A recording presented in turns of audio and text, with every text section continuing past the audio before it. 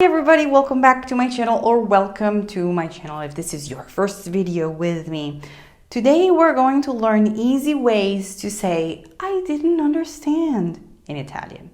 When you're learning a new language, it's perfectly normal to ask for repetition, for clarification, because it's normal that sometimes you might not understand everything. You're learning, right? So this lesson will be super useful because you're going to immediately use these expressions if you're traveling to Italy or even in your Italian classes, so with your teachers. Let's start with the, let's say, most common expression, which is non ho, capito. Let's break it down. You have non, which means not or didn't. You have ho, which is the verb have. It's the first person of avere. And you have capito, which comes from the verb capire, to understand. Let's put all of this together and you have non ho, capito. I didn't understand.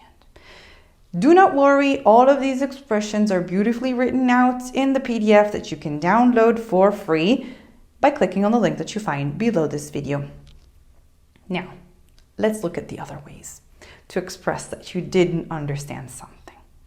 You could say non capisco. This is the present tense form, meaning I don't understand. You can use this if you're currently confused. So you are in the middle of a conversation and you're not sure you're understanding it. So you could say scusa, non capisco. Scusa is the informal option. And you can say scusi, non capisco as the more formal option. You could ask somebody to repeat something, and you can say this by saying puoi ripetere. This literally means can you repeat? So it's a polite way to ask for the person that you're talking to ask him or her to say again what he or she is saying.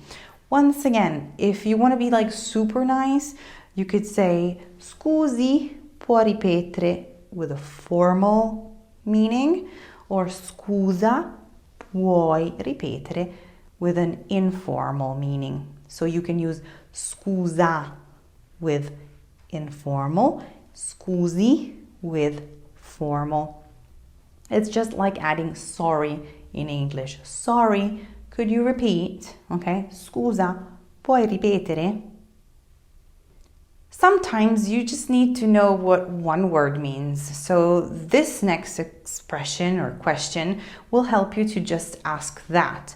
So you can say cosa vuol dire, which means what does it mean? So for example, if you don't understand a specific word, you could ask for that specific meaning. For example, cosa vuol dire capito? So what does capito mean? So you're asking for a specific translation of a word. You can also say non sono sicuro di aver capito, which means I'm not sure I understood. So if you're not sure, you can ask it in this way. If you're a boy, you will say non sono sicuro di aver capito. If you're a girl, you will say non sono sicura di aver capito. Now, you can also ask sort of a repetition or a clarification by asking questions with a different intonation. For example, if you say come scusa, it's like sorry, can you say that again? Okay, it's a little bit informal. You can use it in formal speech, but just make sure that you're using the correct intonation. You could also take away the scusa and it could simply be a come. Same thing with the word prego. The word prego, which means a lot of things, and I do have a video specifically on all of the different meanings of prego, but in this case, you could use it with an intonation to ask for a clarification. So if we are speaking and maybe you miss a little concept, you could say prego, like sorry, can you repeat that? All of that in one little word, prego. Now, be careful with intonation because sometimes prego and come can sound a little bit sarcastic. So it depends on the context and it depends on what you're saying. But be sure you're saying it as a question and use, a little bit of facial expression like, oh, sorry, come, to make sure that people don't think you're messing with them. Okay? Now, let's do a little practice exercise. I will say something and you can think about the answer. It could be any of the sentences that we have just learned. I'll write some of the options in the PDF as potential answers. So if I say, parlo troppo veloce, what will you say? Or if I say, sai cosa vuol dire importante?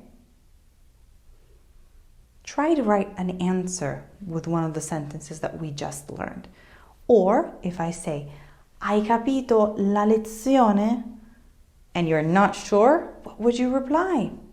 Think about it and then check your answers in the PDF.